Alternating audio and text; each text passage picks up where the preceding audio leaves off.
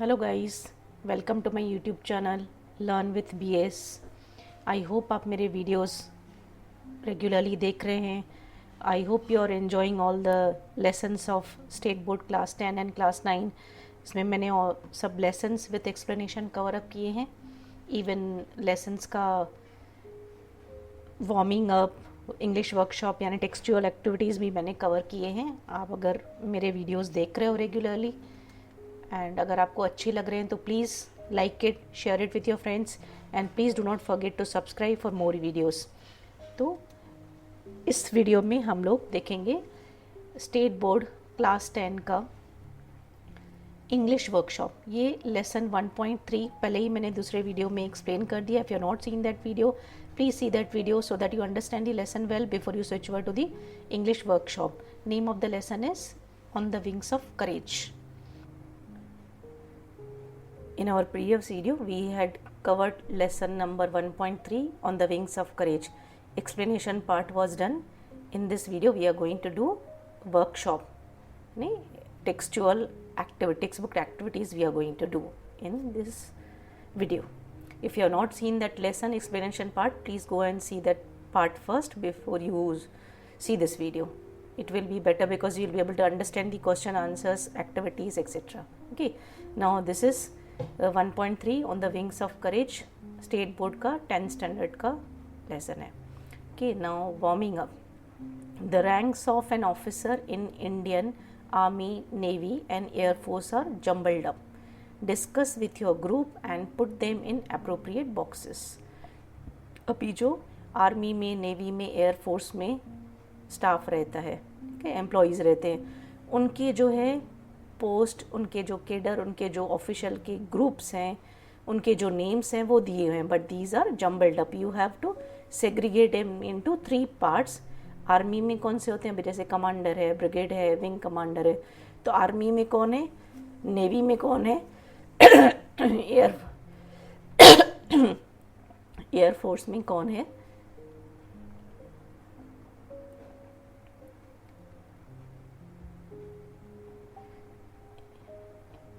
In this video, we are going to do workshop of lesson number 1.3 from State Board, Maharashtra State Board 10th lesson. This explanation part I had already done in my previous video. If you have not seen, please see that video before you switch over to this textual activities because it will be easier for you to understand.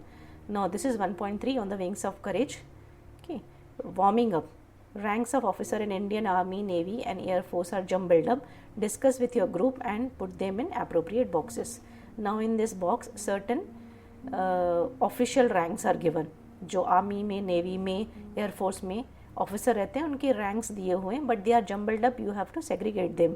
Army में कौन से rank के official होते हैं, navy में कौन से होते हैं, एयरफोर्स में कौन से होते हैं, ये जो दिए हुए हैं। तो let me tell you, army में कौन कौन होते हैं, brigadier, major, colonel, field marshal, lieutenant general. इनमें से कौन से होते हैं, brigadier, major, colonel, field marshal, lieutenant general. इनमें से आपको बताना है। अभी इनमें से नेवी में कौन से होते हैं, let us C.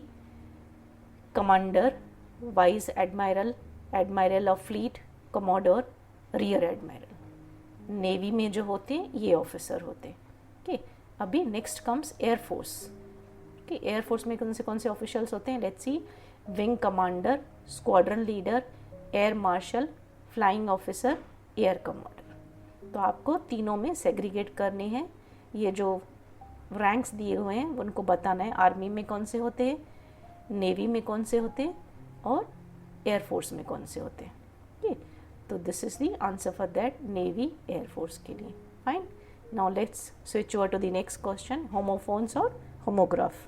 What do you mean by homographs or homophones? Words which sound same but they have different meaning. Okay, words which sound same but they have different spellings, different meanings. अभी make sentences to bring out the difference between them. जो words दिए हैं, homophones दिए हैं, उनको आपको क्या करना है, sentence में use करना है so that we understand the difference in the meaning. Now first one is wear. Wear यानी पहनना, कपड़े पहनने के लिए वेयर। और दूसरा है वेयर। दूसरा वेयर, ये वाला वेयर जो है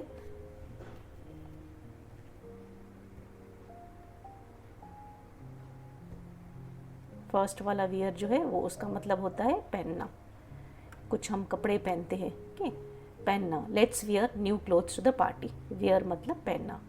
दूसरा होता है wear, WARE, it seems software has problem not hardware, software या hardware, this is second wear. Then comes here and here, here means इधर, प्लीज कम हियर। और दूसरा हियर होता है सुनना, कैन यू हियर मी, सुनाई दे रहा है, okay, like this, okay. Then we have homophones there and there. First वाला जो है देयर, दैट मीन्स उधर, please keep it there, okay. दूसरा वाला जो देयर है उसका मतलब होता है उनका, इट इज देयर हाउस, उनका घर है, okay. Then comes cell and sell, okay. What do you mean by first cell, पहला वाला जो सेल है उसका मीनिंग क्या है, dark cell is meant for prisoners, dark cell, cell यानी यूनिट या रूम। दूसरा वाला सेल होता है बेचना, I don't want to sell this cars, okay. So these are called homophones, जिनकी साउंड सेम है बट मीनिंग अलग अलग है। Then right what the underlined homographs in the following sentence mean. Now homographs are given, you have to only give the meaning. Now पहले क्या करना था, sentence में यूज़ करना था, अभी आपको क्या करना है, you only have to give the meanings of the homographs. Now let's see the sentences. A bear is an omnivorous animal. Now what do you mean by bear here is wild animal, जंगली जानवर है। Whereas second sentence में क्या दिया है, he could not bear the injustice. यहाँ पे beer का मतलब है टॉलरेट, वो इनजस्टिस टॉलरेट सहन नहीं कर पाया। A bat is the only bird which is a mammal, यहाँ पे बैट का मतलब है अ बर्ड, पहले वाला bat is a bird, but second bat his bat broke as it struck the wall, यहाँ पे बैट का मतलब है a playing wooden implement use to hit the ball in a cricket, cricket में जो बैट यूज़ करते हैं ना wooden, that is bat. Next, he had to pay a fine for breaking the traffic signal. Okay, यहाँ पे fine का मतलब है पेनल्टी, दंड लगना। Use a fine cloth for the babies cloth, यहाँ पे फाइन का मतलब है डेलिकेट और thin. Okay, we enjoyed a lot at the temple fair, temple fair, fair means exhibition of stall for public, मेला लगता है ना उसको बोलते हैं फेयर। दूसरा, she has a fair complexion, यानी गोरी है वो, स्किन का कलर लाइट। अभी आप देखोगे यहाँ पे spelling is also same but the thing is meaning is different, so they are called homographs. आपको मीनिंग बतानी थी the activity. This was warming up, that is before the lesson. Now let us do English workshop which is after the lesson. Lesson part is already explained to you in different video. Please see that video if you have not seen. Okay, let's see now English workshop. Read the text and fill in the flow chart of the promotions received by Arjan Singh. आपने पढ़ा था अर्जन सिंह के बारे में, उनको जो जो promotions मिले वो आपको इस boxes में लिखने हैं। एक्चुअली तो उसमें लेसन में आपने पढ़ा था there were so many promotions he got but we have been given only 5 boxes. तो any 5 promotions you have to write in between member of number 1 RIS and marshal of air force. ये दोनों के बीच में जो भी 5 आप pickup कर सकते हो टेक्स्ट बुक में से पिकअप करो एंड लिखो। Actually there are so many but you have to see that you have to go like this, arrow की तरफ जाना है, जिस तरफ एरो जाए उस तरफ आपको बढ़ते जाना है। Now member of number 1 RIF, उसके बाद उनको क्या प्रमोशन मिला था, फ्लाइंग ऑफिसर, एक प्रमोशन उनको मिला था फ्लाइंग ऑफिसर। उनके बाद उनको प्रमोशन मिला था स्क्वाड्रन लीडर। कौन सा प्रमोशन मिला था, स्क्वाड्रन लीडर। ना इसके बाद अगर आप एरो देखोगे यहाँ पे आ रहा है तो आपको नीचे आने का है। ओके, तो इसके बाद उनको क्या मिला था promotion, air commodore, air commodore. उसके बाद प्रमोशन मिला था ग्रुप कैप्टन। उसके बाद प्रमोशन मिला था एयर वाइस मार्शल। उसके बाद मार्शल ऑफ एयर फोर्स। तो आपको ये 5 इसमें बॉक्स में लिखने हैं। Fine, Let's go to the next activity, which says, with the help of the facts given in the text, prepare a fact file of Air Marshal Arjun Singh. Fact file क्या होता है? Details about a person और a place. तो ये अर्जुन सिंह के बारे में हमको फैक्ट फाइल लिखना है, यानी उनके डिटेल्स लिखने हैं. क्या डिटेल्स लिखने हैं? Date of birth, date of place, education etcetera. तो let's start with date of birth. कौन से दिन पे वो पैदा हुए थे? अप्रैल 15, 1919 में वो पैदा हुए थे. प्लेस ऑफ बर्थ, कहाँ पे पैदा हुए थे वो? It was Lyalpur, which is now Faisalabad in Pakistan. Education, पढ़ाई कहाँ की थी उन्होंने? Montgomery, which is now Sahiwal in Pakistan. First assignment, क्या काम मिला था पहले उनको? To fly Westland Wapiti biplanes in the north western frontier province. ये उनको फर्स्ट असाइनमेंट पहला काम मिला था. कि अभी important post held in air force, उनको कुछ खास पोस्ट मिली थी एयरफोर्स में या रिटायरमेंट के बाद. तो ड्यूरिंग एयरफोर्स एक आपको इम्पॉर्टेंट पोस्ट लिखनी है, जो कि मैंने यहाँ पे मेंशन की है, एयर चीफ मार्शल. बहुत सारी थी बट उसमें से जो इम्पॉर्टेंट है हमको लिखनी है, तो मैंने लिखी है air chief marshal. After retirement उनको कौन सी पोस्ट मिली थी? Ambassador to Switzerland. तो आपको एक एक लिखनी है after retirement and when he was in air force, important post लिखनी है उसकी. Okay, then what are the awards he received? Distinguished Flying Cross in 1944 and then Padma Vibhushan.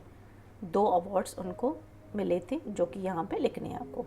Then most outstanding contribution in IAF, क्या उनका सहयोग था, कंट्रीब्यूशन क्या था? Most outstanding, वो आपको लिखना है. okay. क्या था? एक मैंने लिखा है, transforming the IAF into one of the most potent air force globally and the 4th biggest in the world. ये एक थी मोस्ट आउटस्टैंडिंग कंट्रीब्यूशन. ये सब टेक्स्ट बुक में है. Only thing is you have to pick out and write it here. Nothing is from outside the lesson, everything is there in the lesson. You just have to pick out and write. You have to copy paste, that's it. Okay, last but not least उनका retirement लिखना है. तो वे कभी retire हुए थे? In August 1969. Everything is given in the text book. You have to just read the text book, copy it and paste it here, write it down. Okay, now fill in the web. Web diagram है, आपको उसको fill करना है. Web diagram में आपको क्या लिखना है? Qualities of Arjun Singh. जो भी आपने लेसन में क्वालिटीज़ पढ़ी अर्जुन सिंह की, एक क्वालिटी दी हुई है brave. You have to write other qualities. जैसे कौन सी थी दूसरी क्वालिटीज़? ही वॉज फियरलेस, तो आप लिखोगे फियरलेस. देन ही वॉज अनएक्साइटेबल, जल्दी एक्साइट नहीं हो जाते थे, खुशी भी मिली तो भी ठीक है. Unexcitable. He was man of few words, यानी बहुत कम बात करते थे. कि नॉलेजेबल, बहुत सारा नॉलेज था. तो अर्जुन सिंह की क्वालिटीज़ लिखनी है इसमें. देन कम्स से व्हाट एक्शंस प्रेसिडेड यानी पहले आना the following promotions of Arjun Singh in his career in the IAF के करियर में अर्जुन सिंह को कौन सी एक्शन हुई? ये जो प्रमोशंस मिले, ये अर्जुन सिंह को प्रमोशंस मिले, तो उनके पहले उन्होंने क्या एक्टिविटी की थी? प्रेसिडेंट यानी पहले उन्होंने क्या ऐसा खास किया था जो उनको ये प्रमोशन मिला? अभी जैसे selected for empire pilot training course at RAF, उनको जब ये प्रमोशन मिला तो उनके पहले उन्होंने क्या किया था? तो let me tell you, he completed his education at Montgomery. You just have to see the lesson.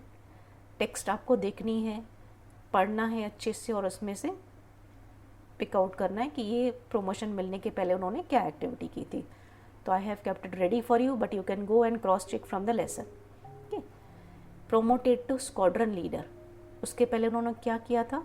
He flew against the tribal forces and moved back to number 1 squadron as a flying officer to fly the Hawker Hurricane. Next comes leader of a fly past over 100 aircrafts at Red Fort, Delhi. उसके पहले उन्होंने क्या किया था? He led यानी leader बने थे the squadron in combat and was awarded the distinguished flying cross. Awarded Padma Vibhushan मिला. उनके पहले उन्होंने क्या किया था? He was awarded the Padma Vibhushan for his astute leadership of the Air Force and for inspiring the IAF to victory in the 1965 Indo-Pak War. Okay, everything is mentioned in the lesson. I have just picked up from the lesson. First air chief marshal of Indian air force जब भी वो बने, okay, उनके पहले उन्होंने क्या achievement किया था? So it was he was source of inspiration to all the personnel of the armed forces through the years. Okay. Chalo, this was all about this activity. Now let's switch over to the next activity, that is replace the underlined words or phrases with the appropriate ones to retain the proper meaning. Now some sentences are given in that certain words are underlined. आपको क्या करना है? You have to pick out words from these. You have to replace these words, underlined words, with any of these words which fit suitably to the meaning of the sentence. Okay. Now let's see the words for be the epitome of. Epitome यानी perfect example of. Gear up यानी excitement, cheering. See, जब तक आपको ये words की meaning नहीं पता होगी तो आप ये sentence में नहीं डाल पाओगे. That is why it is must for you to understand the meaning of these words. A brief stint यानी short period. Played a major role यानी अच्छा रोल प्ले किया. इन रिकॉग्निशन ऑफ यानी उनकी तारीफ करते हुए, उनका अप्रिसिएशन देते हुए. टेक ओवर रीन्स यानी रूल लेना हाथ में. Now see the sentences. He contributed notably in bringing up the school. Contributed notably के लिए हम क्या वर्ड डाल सकते हैं? Played a major role. So हम लोग लिखेंगे इसको, he played a major role in bringing up the school. Okay, next one. Our school cricket team got ready for the final match against PQR High School. Got ready, उसके लिए हम क्या लिख सकते हैं? Word geared up. Okay, तो our school team, cricket team geared up for the final match. अभी यहाँ पे past tense है, got, तो gear का भी हम past tense करेंगे. Okay, वो भी tense भी देखना है, you should not change the tense also. After a short period of working as a lecturer, Ravi took up the important post in a multinational company. A short period of working के लिए हम क्या replace कर सकते हैं? A brief stint. After a brief stint as a lecturer. ठीक है?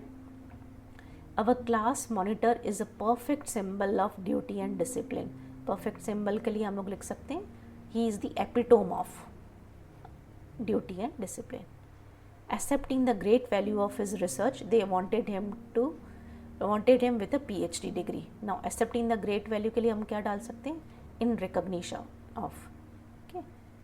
Then last, after the murder of King Duncan, Macbeth took over the control of Scotland. Took over the control के लिए हम लोग क्या लिख सकते हैं? Took over reigns. Okay.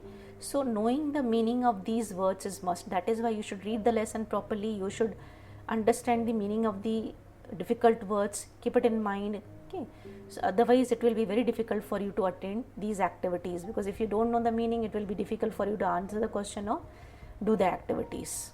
I have already given the meanings of difficult words in my video where I have explained the lesson. You can check the meanings if you have forgotten. Right, now let's do build the word wall with the words related to military. Military के related जो भी words हैं वो आपको text book में से लेने हैं, and you have to fill in these gaps. 4 + 4 + 4, 12 words you have to write which are related to military. You have to put them in the boxes, but they should be from the textbook. There are so many words actually related to military. I have mentioned 12 of them because we have got 12 boxes. Kill, defense, enemy, cannon, commander, war, captains, aircraft, soldiers, guns, tanks, army. Okay, 12 words I have written because 12 boxes are there. Actually in textbook you will find so many words related to military. You can write any 12 words of your choice, but they should be from textbook.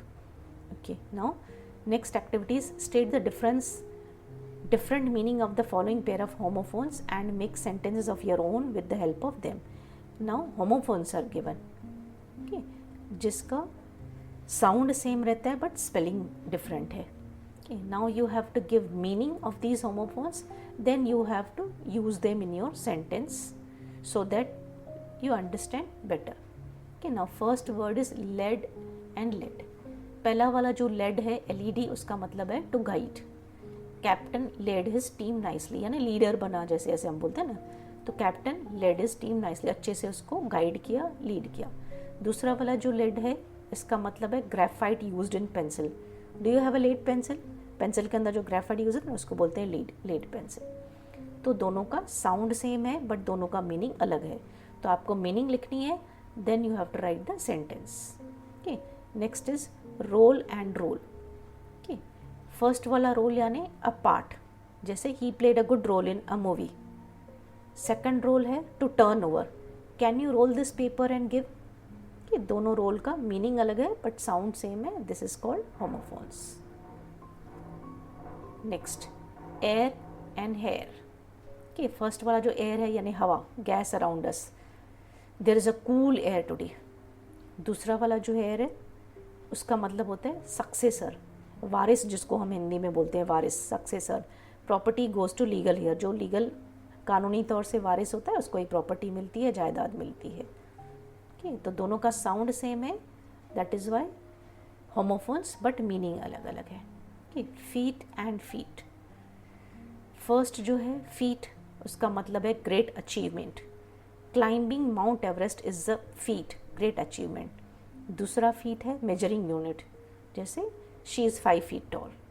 कि आपको you have to be very careful about the spelling. ऐसे नहीं कि आप spelling उल्टा लिख दो meaning पे, तो यू हैव टू अंडरस्टैंड कौन से स्पेलिंग वाले वर्ड की मीनिंग कौन सी है, गलत नहीं लिखना है। ठीक है ना, this will improve your vocabulary also, spelling also, this activity. Fine, now last is reign, rain. First reign जो है उसका मतलब है rule. In queen's reign every one was happy, queen के राज में सब खुश थे। दूसरा जो रीन है, घोड़े की लगाम। के strap use to control a horse, take the rein off the horse and control him. घोड़े की लगाम ले लो, अब ये तुम कंट्रोल करो। दूसरा वाला जो है लगाम, पहला वाला जो है रूल करना। थर्ड वन जो है वो तो रेन है, water drops from the clouds, I love rain. Okay, so this completes this activity. Now let's go to the next activity that says the following homographs have the same spelling and pronunciation but can have different meanings. Make use of your own to show the difference. कभी कभी क्या होता है, spelling same ही है, okay, but meaning अलग अलग हो जाएगी if they are used differently. अलग अलग तरह से यूज़ करेंगे तो मीनिंग उसकी अलग हो सकती है। अभी स्पेलिंग भी सेम है but even then meaning may differ according to the sentence. Now let's see and differentiate the sentence. अभी firm, जैसे बोलना है I work in a private firm, यानी मैं प्राइवेट कंपनी में काम करता हूँ। firm यानी यहाँ पे कंपनी। बट अगर मैंने ऐसे बोला be firm on your decision, यहाँ पे firm यानी पक्का होना, कि अपने डिसीजन पे पक्का रहो। तो आप देखोगे firm may have different meaning when used in different sentences. Okay, next word is train. अभी ट्रेन की एक होता है train has arrived on platform number 2, जो व्हीकल रहता है ट्रेन वो है रेलगाड़ी। और ट्रेन यानी किसी को हम ट्रेनिंग देते हैं, you must train your dog, okay, you must train your pets, I got a nice training. तो ट्रेन का दो मतलब होता है, एक जो है ट्रेन व्हीकल, दूसरा जो है सिखाना, ट्रेन करना। Then next word is type. Now type again can be used in different ways. Please type this letter, or you can say what type of cloth do you want, किस तरह का आपको कपड़ा चाहिए। तो इसे आप देखोगे तो word will have, may have same spelling but it can be used in different ways for different meaning. Okay, next is post. एक post होता है can you post this letter, और दूसरा होता है what post are you working in bank, यानी कौन से रैंक पे हो, कौन सी पोस्ट पे हो, कौन से ओहदे पे हो तुम बैंक में, वो पोस्ट। और एक होता है पोस्ट ऑफिस का पोस्ट करना lesson. Next is current. What is the current market price, यानी अभी की मार्केट प्राइस क्या है इसकी। Then is I got electric current when I touch the iron, स्त्री को हाथ लगाया तो करंट लगा, दैट इज इलेक्ट्रिक करंट। तो करंट एक और भी होता है रिवर का करंट, ठीक है ना, पानी का करंट। सो ऐसे one word can be used with different meanings in different sentences. So this covers all the activities except writing skills. Writing skills में जो है दो activity, develop a story suitable to conclusion or end given below, suggest a suitable title. अभी एक end दिया हुआ है story का. Okay, आपको story लिखनी है which should end with these words, which should end with these lines. Starting में आप कोई भी story लिख सकते हो, हर कोई अपनी मर्जी से लिख सकता है, but it should end with these words. And another thing which you have to do is to give the title of the story. Okay, so in the description box below you will find a link. In that link I will write one story for your reference. You can write any of the story which you like. Okay, but end should be like this. Okay, so this completes all the activities English workshop of this lesson. I hope you understood this lesson well. If you really liked it and you understood, please share it with your friends. Okay, thank you for watching this